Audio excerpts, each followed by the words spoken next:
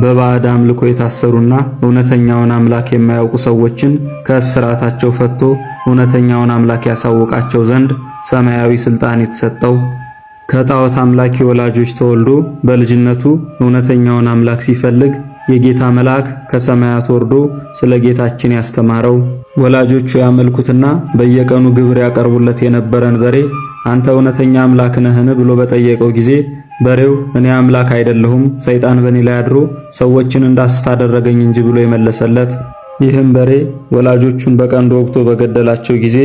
በጌታችን ስም ጸልዮ ከሞት ያስነሳቸው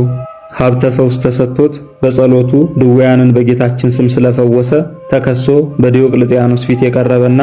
ጽኑ የሆነ መከራን የተቀበለ በጸሎቱ ጣዖታትንና የጣዖት አገልጋዮችን